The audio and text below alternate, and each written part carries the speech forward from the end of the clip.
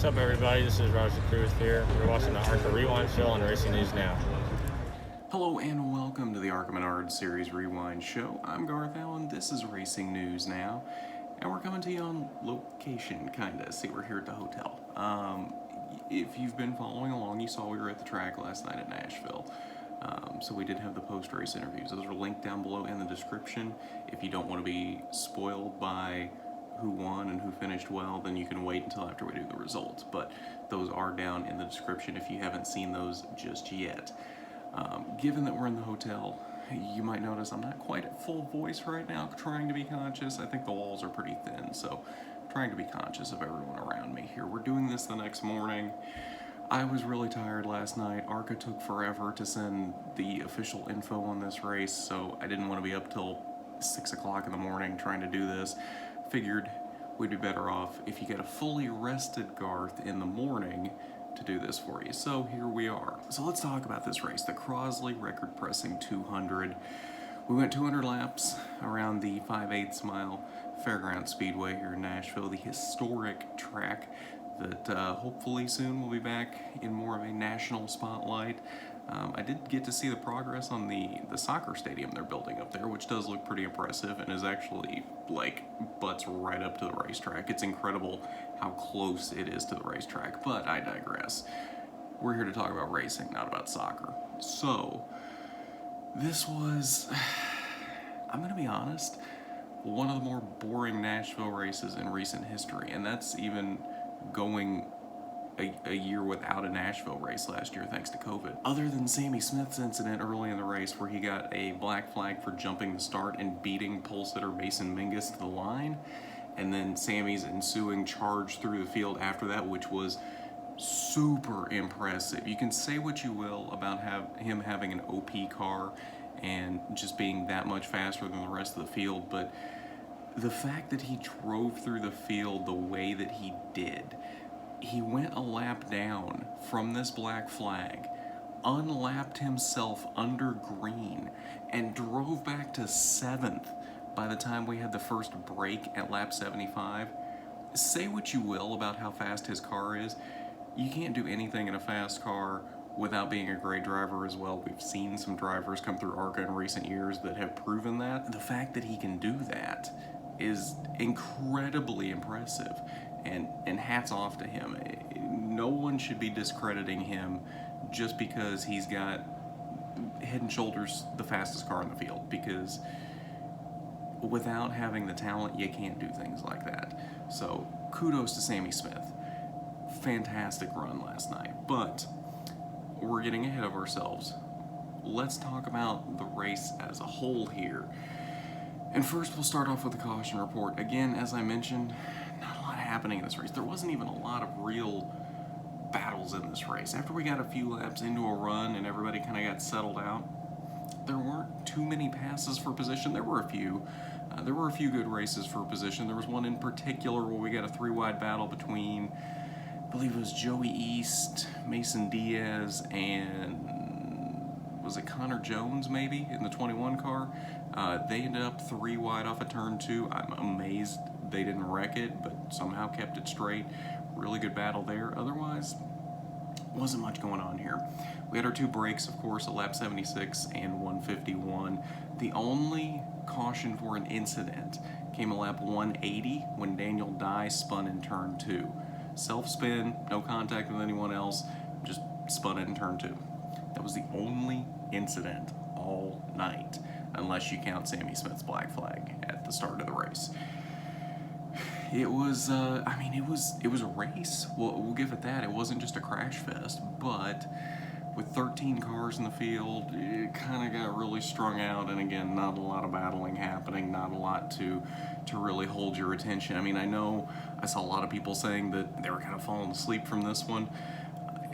Believe me, I was at the track and there were points that I wanted to fall asleep, so I don't blame you at all. There just wasn't much happening in this race outside of just watching the incredible domination from Sammy Smith.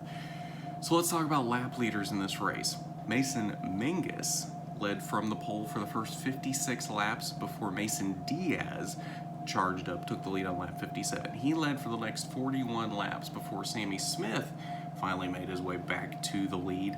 Sammy Smith took the lead on lap 98 and led the final 103 laps. Sammy Smith absolutely ran away with this race. Second win of the season, very easily could have been the third win of the season if he'd been a little less aggressive, maybe with the bump and run at New Smyrna. We could be looking at Sammy Smith being 3 for 3 so far this season. Just an incredible start to the season. And like I said, there's been a lot of people dogging him and this race for just how fast that 18 car is. And I'm not discrediting that. The 18 car is stupid fast compared to the rest of the field. It's sometimes not even fair how fast that car is compared to the rest of the field, especially on the east side. But you've got to have a great driver that knows what he's doing in that car to be able to continue to do what Sammy Smith is doing. So I don't want to discredit Sammy Smith. Yes, the car is super fast, but he is putting that car exactly where it needs to be and doing exactly what he needs to do. So kudos to Sammy Smith. He has driven the wheels off that thing and it's paying dividends for him. He's really showing that he is going to be a contender for a long time, both in ARCA and in the higher steps of the NASCAR ladder. Mason Diaz came home in second, his second race in a row, finishing second. Of course, he finished second at Pensacola and then came very close to winning as well at New Smyrna. Unfortunately, had his wreck late at New Smyrna, then still came back for a fourth place finish. So good start to the season for Mason Diaz, as he told me last night in the post-race interview. Just lacking speed on the 18. If they can somehow find a way to pull more speed out of that car in the coming races, we might see a win out of Mason Diaz, but it's going to be hard to beat Sammy Smith in really any of these upcoming races. And as well, it'll be tough to beat Taylor Gray once Taylor Gray comes back. And we still don't know when that's going to be, but I assume he'll be back before the end of the season. So you'll have him to contend with as well as we get down the stretch. Mason Mingus making his return to the ARCA Menards series. It's been 2 years since he made an ARCA start in a fast track car for Andy Hillenberg, no less. Cars that it's notable if they finish in the top 10, let alone start on the pole, lead over a quarter of the race, and end up on the podium? Fantastic run out of Mason Mingus. Hopefully he is able to pick up a couple more ARCA races the rest of the season. If he continues to run like that, in a fast track car no less, we could see a win out of Mason Mingus before the end of the season. Incredible run out of Mason Mingus last night. I was not expecting that. Not in a fast track car. For him to go out and do that, incredible. Hats off to Mason Mingus. Fantastic night for that 11 team. Connor Jones in his ARCA debut, the 15-year-old late model standout, had a great run as high as, I believe, second at one point on the night, fluctuated a lot, probably overused his tires at different points in the race, which caused him to fall back.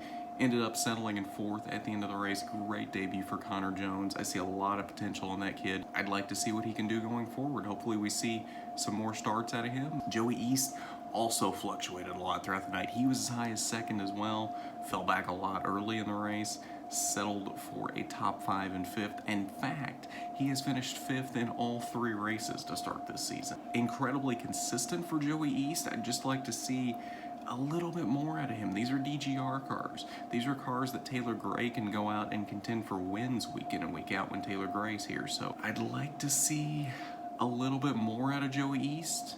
That being said, he doesn't have a lot of experience yet at this point, so maybe give him a few more races and see what he can do.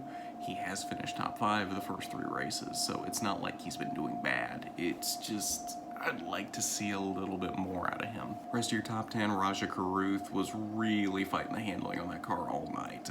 He was basically doing Fast and Furious Nashville drift out there at different points in this race. That car was so sideways. So for him to bring it home in 6th, good run for Raja Carruth. Parker Retzlaff came home in 7th, very up and down all night. Again, another one that was as high as 2nd at one point. Unfortunately, fell back to 7th at the end of the race. Daniel Dye, with his spin late, ended up 8th, final car on the lead lap. Max Gutierrez, 1 lap down in the 9th position, and Stephanie Moyer, with another top 10, rounds out the top 10. Final page 11 through 13th, Carson Kvapil out early at lap 16 with engine issues. It just seems like that's been an issue with him all season. We haven't gotten to see what Carson Kvapil can do. He won the super late model race earlier in the night and then goes out and only ends up with 16 laps on the night because of engine issues.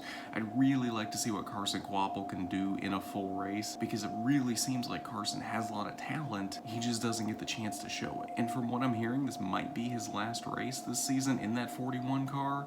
So who knows if we'll even see him for the rest of the season. That could be very disappointing because I think the kid has a lot of talent and I'd really like to see what he can do with a full race without mechanical issues. And then of course Dick Doherty and Wayne Peterson rounding out the field as well. So that's your results from the Crosley Record Pressing 200. Of course, as I said, post-race interviews linked down in the description with your top 3 finishers, Sammy Smith, Mason Diaz, and Mason Mingus. Great thoughts from all of them, so go check those out if you haven't already. And let's take a look at the point standings for ARCA East after this race. 3 races into the season. Sammy Smith, not surprisingly, currently leads the points. 2 wins in 3 races and second in the other race, so not surprising that he would be the points leader right now. He currently leads by 15 points over Mason Diaz, which doesn't seem like a lot, but if Sammy keeps winning, that lead is going to keep extending. I think right now you really have to look at Sammy Smith as the championship favorite, and if anybody else is going to win this East Championship, they're going to have to wrestle it away from him. They're going to have to do something big. Somebody's going to have to go out and win races, because otherwise Sammy Smith is just going to go win every race for the rest of the season.